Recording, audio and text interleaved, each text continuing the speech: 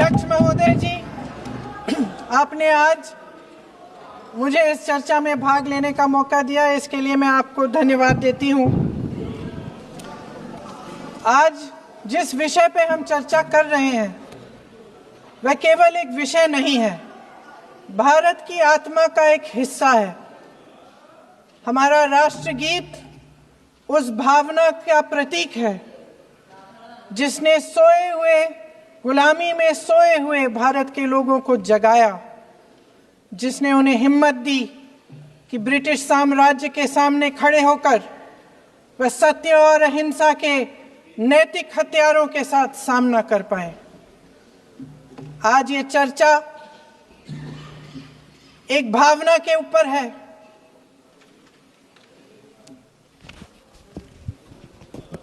और जब हम वंदे मातरम का नाम लेते हैं तो वही भावना हमारे दिल में उजागर होती है। जब हम वंदे मातरम का नाम लेते हैं तो हमें उस पूरे इतिहास की याद आती है जो स्वतंत्रता संग्राम का इतिहास था, उसकी पीड़ा, उसका संघर्ष, उसका साहस, उसकी नैतिकता, उसका जो बल था कि ब्रिटिश साम्राज्य उसके सामने झुका। अध्यक्ष महोदय, वंदे मातरम उस आधुनिक राष्ट्रवाद की अभिव्यक्ति है जिसने भारत के लोगों को एक राजनीतिक और नैतिक आकांक्षा से जोड़ा,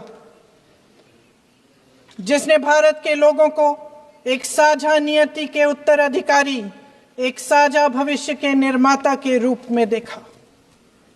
लेकिन आज की ये बहस मुझे कुछ अजीब सी लग रही है।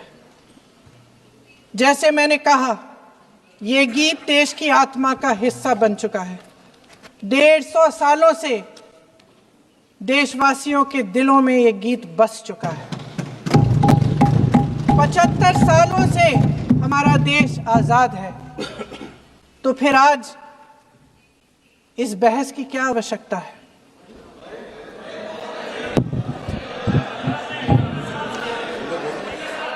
हमारा यहाँ मकसद क्या है? जनता से हमें दिया गया दायित्व, जनता का विश्वास, उनके प्रति हमारी जिम्मेदारी, हम किस तरह से इसका इस्तेमाल कर रहे हैं, हमें ये सोचना चाहिए। क्योंकि अब इस मोड़ पर हम इस सदन में अपने राष्ट्रगीत पर भी बहस करेंगे। आपने बहस मांगी है, आपने बहस मांगी है। आप तो इलेक्टोरल रिफॉर्म्स की बहस नहीं मांग रहे थे कि जब तक हम इस पर बहस नहीं करेंगे तब तक उस पर बहस नहीं होगी। इसकी वजह क्या है? इसकी वजह क्या है? हम आज यहाँ ये बहस क्यों कर रहे हैं? हमारा राष्ट्रगीत है, इस पर क्या बहस हो सकती है? हम ये बहस यहाँ आज 2 वजहों से कर रहे हैं। पहला कि बंगाल का चुनाव आ रहा है, हमारे प्रधानमंत्री अपनी भूमिका निभाना चाहते हैं उसमें। और दूसरी वजह ये है, ये मकसद है, पुरानी मकसद इनकी, अध्यक्ष महोदय, कि जिन्होंने स्वतंत्रता की लड़ाई लड़ी, जिन्होंने देश के लिए बड़ी बड़ी कुर्बानियां दी, उन पर सरकार नए आरोप लादने का मौका चाहती है। देश का ध्यान फिर से जनता के ज्वलंत मुद्दों से भटकाना चाहती है। यही एक मकसद है आपका। आपका मकसद है कि हम फिर से उसी अतीत में मंडराते रहें, उसी की तरफ हम देखते रहें जो हो चुका है, जो बीत चुका है। क्योंकि ये सरकार वर्तमान और भविष्य की ओर देखना ही नहीं चाहती, वे इस काबिल ही नहीं रही। सच्चाई ये है अध्यक्ष महोदय कि आज मोदी जी वह प्रधानमंत्री नहीं रहे जो एक समय में थे। सच ये है कि ये दिखने लगा है, उनका आत्मविश्वास घटने लगा है, उनकी नीतियां देश को कमजोर कर रही हैं। और मेरे सत्ता पक्ष के साथी चुप इसलिए हैं क्योंकि अंदर अंदर से वे भी इस बात से सहमत हैं। आज देश के लोग खुश नहीं हैं अध्यक्ष महोदय, परेशान हैं। तमाम समस्याओं से घिरे हुए हैं, तमाम समस्याओं से घिरे हुए हैं, और उन समस्याओं का हल आप निकाल नहीं रहे हैं। हाँ ठीक है, उसका भी बोल लेंगे, समय आएगा तो उसका भी बोल लेंगे, बल्कि कल समय आ रहा है, चुनाव पे चर्चा होगी, उस पे भी बोलेंगे। अध्यक्ष महोदय, इनके भी अपने लोग दबी जबान में कहने लगे हैं कि सारी सत्ता को केंद्रित करने से देश का नुकसान हो रहा है। इस बीच अगर हम अतीत की बातें नहीं करेंगे तो कौन सी बातें करेंगे? ये किसी और बात के काबिल ही नहीं है, सिर्फ ध्यान भटकाना है जनता का। इसलिए आज हम वंदे मातरम पर चर्चा कर रहे हैं। वंदे मातरम देश के कण कण में जीवित है, इस पर बहस नहीं हो सकती। लेकिन चलिए, आपने बहस मांगी, आप बहस करना चाहते हैं तो बहस करते हैं। आज इस चर्चा को प्रधानमंत्री जी ने शुरू किया, उन्होंने भाषण दिया, और इसको कहने में कोई झिझक नहीं है कि भाषण अच्छा देते हैं, थोड़ा सा लंबा, लेकिन भाषण अच्छा देते हैं। सिर्फ एक कमजोरी है, अगर आप इजाजत दें तो मैं बोलूं, एक कमजोरी है। हाँ, उसी पे बोल रहे हैं, वंदे मातरम पे बोलो आप। अब सर मैंने तारीफ कर ली, आज, तो थोड़ा आज और विषय वंदे मातरम का है तो हम वंदे मातरम पर ही रखें, ठीक रहेगा सर। ये वंदे मातरम पे ही है। सर आपने प्रधानमंत्री जी को सुना था, अब तो शुरू नहीं हुए। सर भाषण बहुत अच्छा देते हैं, लेकिन तथ्यों के मामले में कमजोर पड़ जाते हैं, बहुत कमजोर। इसमें भी एक कला होती है कि तथ्यों को किस तरह से जनता के सामने रखा जाए। मैं तो नहीं हूं, जनता की प्रतिनिधि हूं, कलाकार तो नहीं हूं। इसीलिए मैं भी सदन के सामने कुछ तथ्य रखना चाहती हूं, लेकिन सिर्फ तथ्य के रूप में रखना चाहती हूं।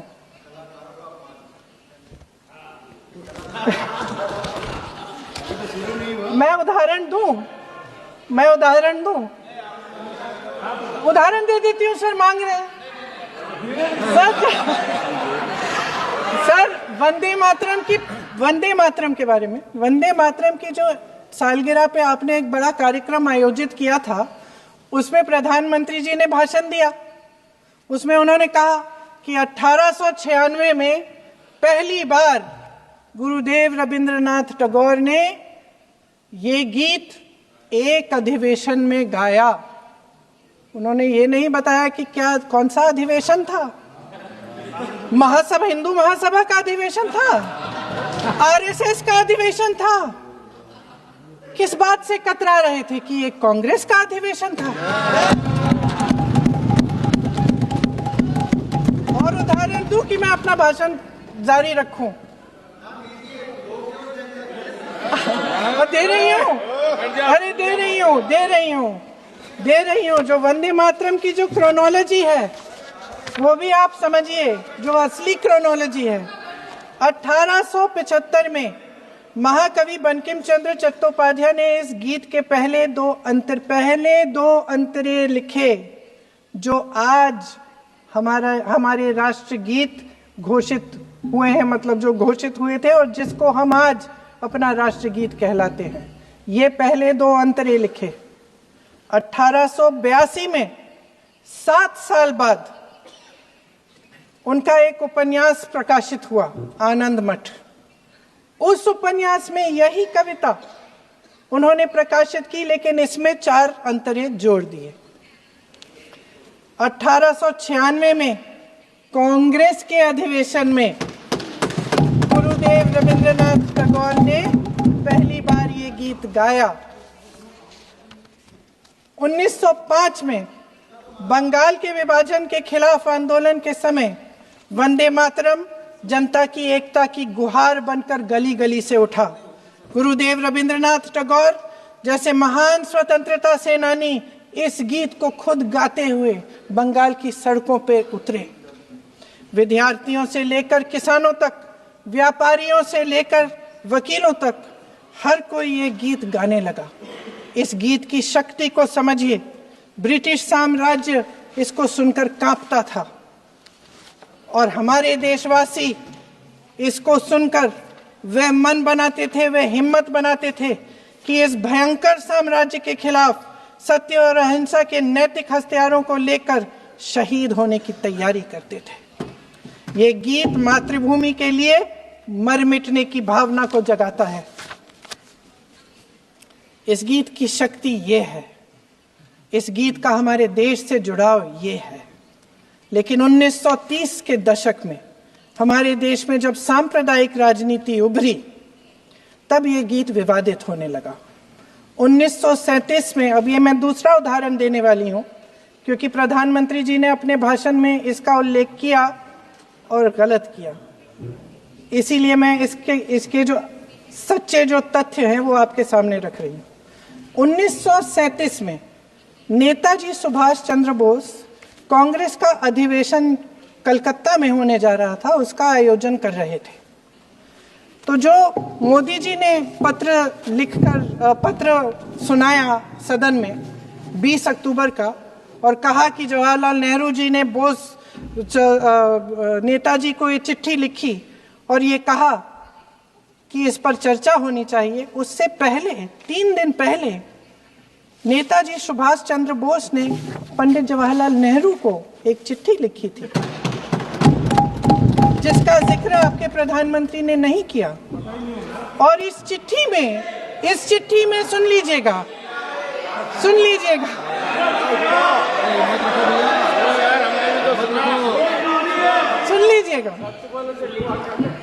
आप नेताजी के लफ्ज नहीं सुनना चाहते? बंगाल का चुनाव आ रहा है,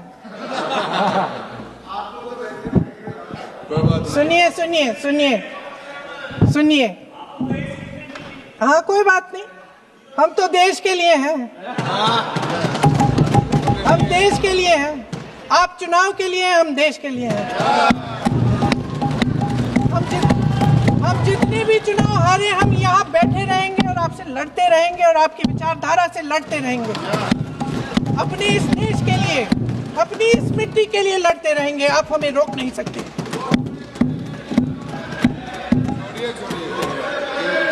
सुन लीजिए सुभाष चंद्र बोस जी ने क्या कहा, सुन लीजिए। My dear Jawahar, reference Vande Mataram, we shall have a talk in Calcutta and also discuss the question in the working committee if you bring it up there. I have written to Dr. Tagore to discuss this matter with you when you visit Santi Niketan. Please do not forget to have a talk with him when you visit Santi Niketan. ये 17 अक्टूबर को लिखी जाती है। 10 अक्टूबर को नेहरू जी इसका जवाब देते हैं और और 20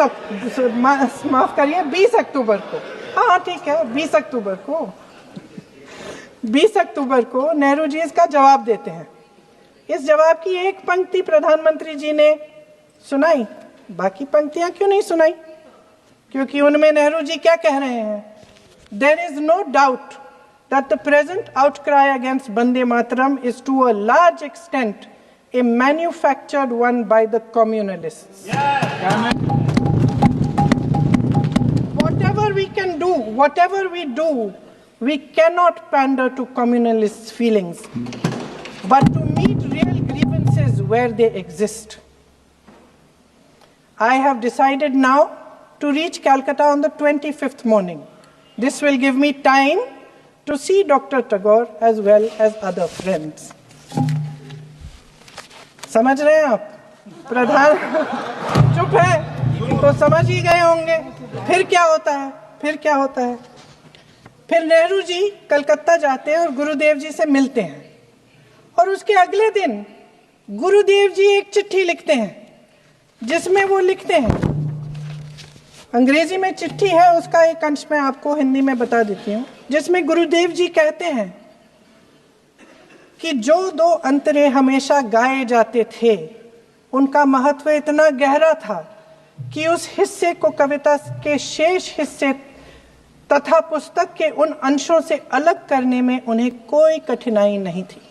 उन्होंने ये कहा कि स्वतंत्रता संग्राम में हमेशा से वही दो अंतरे ही गाए जाते थे और उनको गाते हुए कुर्बानी देने वाले सैकड़ों शहीदों के सम्मान के लिए उन्हें ऐसे ही गाना उचित रहेगा। उन्होंने यह भी कहा कि बाद में जोड़े गए अंतरों का सांप्रदायिक मायना निकाला जा सकता है और उस समय के माहौल में उनका इस्तेमाल अनुचित होगा। इसके बाद 28 अक्टूबर 1937 में कांग्रेस की कार्य समिति ने अपने प्रस्ताव में वंदे मातरम को राष्ट्रगीत घोषित किया। उन्हीं दो अंतरों को कार्य समिति की बैठक में महात्मा गांधी जी, नेताजी सुभाष चंद्र बोस, पंडित नेहरू, आचार्य नरेंद्र देव जी, सरदार पटेल जी, गुरुदेव रविंद्रनाथ टैगोर जी सब मौजूद थे। इस प्रस्ताव के ये सभी महापुरुष इस प्रस्ताव से सहमत थे। आगे क्या होता है ये भी सुना लूं। भारत की आजादी के बाद जब इसी गीत के इन्हीं दो अंतरों को 1950 में डॉक्टर राजेंद्र प्रसाद जी ने संविधान समिति में भारत का राष्ट्रगीत घोषित किया, तब लगभग यही महापुरुष मौजूद थे। इनके साथ साथ BR अम्बेडकर जी भी सभा में थे और इनके साथ साथ मेरे सत्ता पक्ष के साथियों के नेता श्री श्यामा प्रसाद मुखर्जी भी मौजूद थे। वही दो अंतरे राष्ट्रगीत घोषित किए। किसी ने कोई आपत्ति जारी नहीं की, कोई आपत्ति नहीं जताई। वैसे इन तथ्यों के साथ जुड़ा एक और तथ्य भी है जो मैं यहाँ पे आपके सामने रखना चाहती हूँ। आज हम अपने राष्ट्रगीत पर बहस कर रहे हैं, लेकिन हमारा राष्ट्रगान भी एक कविता का एक अंश ही है, एक लंबी कविता का एक अंश है। और इन दोनों राष्ट्रगीत और राष्ट्रगान के अंश को चुनने में सबसे बड़ी भूमिका गुरुदेव रविंद्रनाथ टैगोर की थी। वंदे मातरम के स्वरूप पर सवाल उठाना, जिसे संविधान सभा ने स्वीकार किया, न सिर्फ उन महापुरुषों का अपमान करना है जिन्होंने अपने महान विवेक से ये निर्णय लिया, मगर एक संविधान विरोधी मंशा को भी उजागर करता है। क्या सत्ता पक्ष के हमारे साथी इतने अहंकारी हो गए हैं कि अपने आप को महात्मा गांधी जी से, रविंद्रनाथ टैगोर जी से, राजेंद्र प्रसाद जी से, बाबा साहब अम्बेडकर जी से, मौलाना आजाद जी से, सरदार पटेल जी से, सुभाष चंद्र बोस जी से बड़ा समझने लग गए हैं? मोदी जी का अपने भाषण में ये कहना कि राष्ट्रगीत को एक विभाजनकारी सोच द्वारा काटा गया, उन सब महापुरुषों का अपमान है जिन्होंने अपना पूरा जीवन इस देश की आजादी की लड़ाई में झोंक दिया। वंदे मातरम को विभाजित करने का आरोप लगाकर आप पूरी संविधान सभा पर आरोप लगा रहे हैं, उसके हर एक नेता को दोषी ठहरा रहे हैं। यह हमारी संविधान सभा और हमारे संविधान का खुला वार है। और जहां तक जवाहरलाल नेहरू जी की बात है, जितनी देर हमारे प्रधानमंत्री देश के प्रधानमंत्री रहे हैं, 12 साल हो गए हैं, लगभग उतने ही सालों के लिए जवाहरलाल नेहरू जी जेल में रहे। किस लिए? इस देश की आजादी के लिए। उसके बाद 17 साल के लिए प्रधानमंत्री रहे।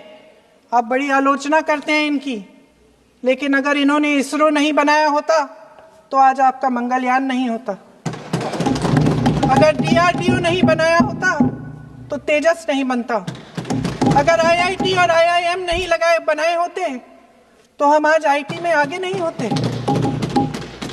अगर एम्स नहीं बनाया होता तो हम कोरोना की जब बड़ी चुनौती का सामना कैसे करते? हाँ, वही कुछ भी।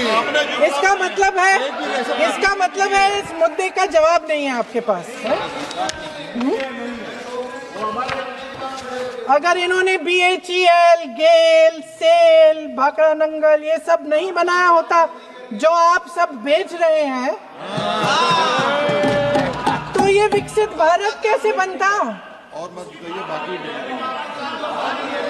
पंडित जवाहरलाल नेहरू इस देश के लिए जिए, सुन लीजिए, बेच लो यार, और बाकी भी बेच देंगे जी। पंडित जवाहरलाल नेहरू इस देश के लिए जिए और देश की सेवा करते करते उन्होंने दम तोड़ा।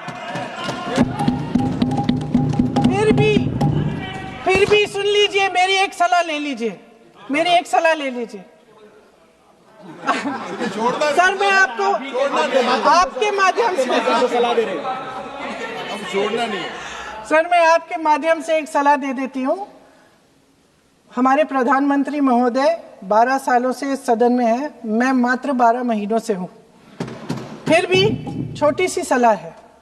उन्होंने अभी हाल ही में चुनाव था, कुछ महीनों पहले उन्होंने एक सूची निकाली थी कि विपक्षी दलों ने और विपक्ष के नेताओं ने कितने अपमान किए हैं इनके, और उसमें शायद 90-99 ऐसे उन्होंने अपमानों की सूची बनाई थी।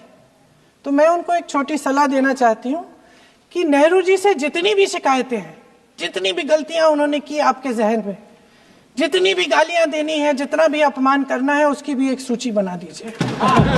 नहीं, बात खत्म नहीं है।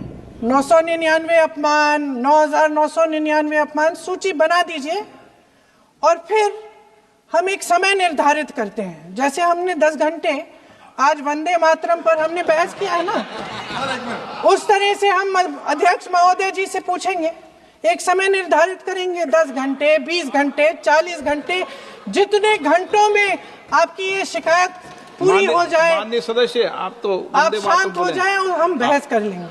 लेकिन इस सदन का कीमती समय, जिसके लिए हमें यहाँ पे जनता ने भेजा है, जैसे हमें जनता की समस्याओं को हल करने के लिए चर्चा करनी चाहिए, इस्तेमाल करना चाहिए, उसको एसी के लिए इस्तेमाल करिए। उसके बाद जैसे अंग्रेजी में कहते हैं ना, जैसे अंग्रेजी में कहते हैं कि once and for all let's close the chapter, close कर लीजिए। देश सुन लेगा क्या क्या शिकायतें हैं, किसने क्या किया, इंदिरा जी ने क्या किया, राजीव जी ने क्या किया, परिवारवाद क्या होता है, नेहरू जी ने कौन सी गलतियां की, सुना लीजिए, फिर खत्म। उसके बाद बेरोजगारी, महंगाई, महिलाओं की समस्याएं, जो पीएमओ में हो रहा है उसकी बातें, उसकी चर्चा, जो बेटिंग ऐप के बारे में हो रहा है पीएमओ के अंदर, आप माननीय सदस्य प्लीज, जो एफस्टीन फाइलों में बोले आपके मंत्री महोदय के नाम निकल आए हैं, माननीय उसकी चर्चा करेंगे। आप वंदे मातरम में बोले, आप इधर उधर डाइवर्ट मत हो।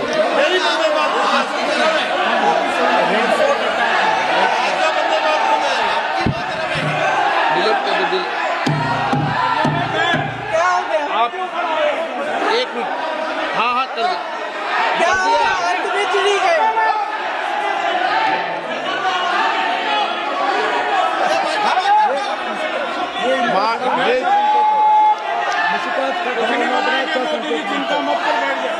बहुत बढ़िया। माननीय सदस्य 1 मिनट, माननीय सदस्य आगे बढ़ो आप महोदय, आगे वंदे बढ़ो। मातरम पर सार्थक चर्चा करें। ठीक सर, इधर उधर सर, बात डाइवर्ट मत यही हो। थी सर, संक्षिप्त में बात यही थी कोई डाइवर्ट नहीं कि होना हम चाहिए। अतीत में बातें करते रहते हैं। माननीय सदस्य नहीं, आप बिना तथ्यों के कोई बात नहीं करें। आप वंदे मातरम में बोले उचित रहेगा।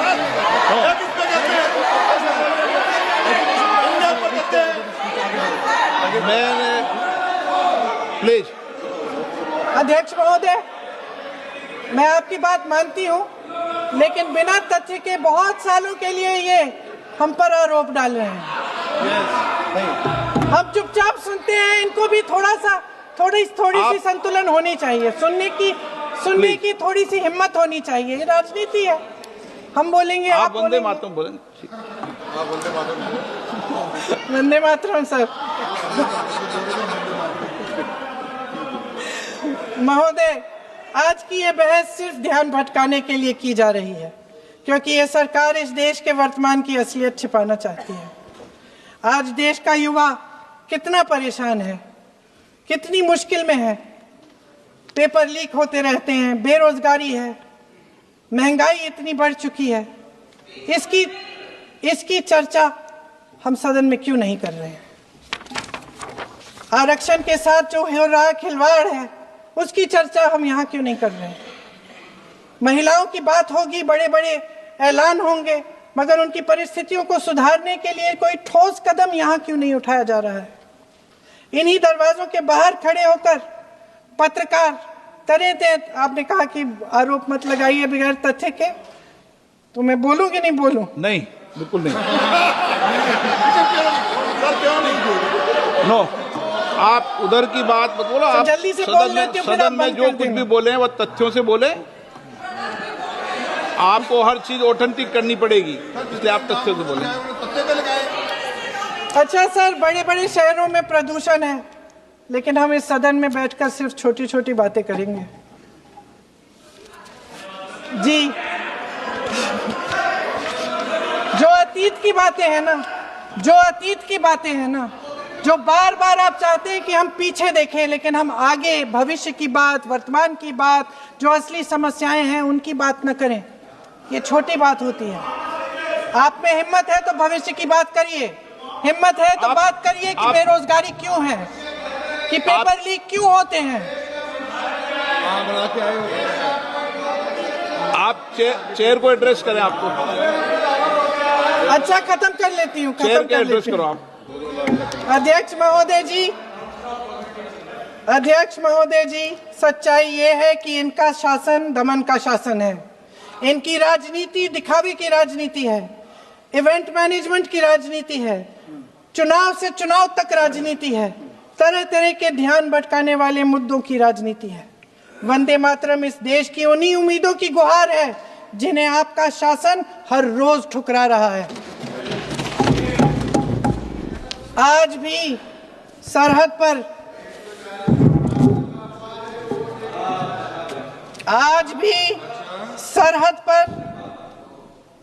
पर जवान जब दुश्मन का सामना करता है तो उसकी छाती में वंदे मातरम गूंजता है।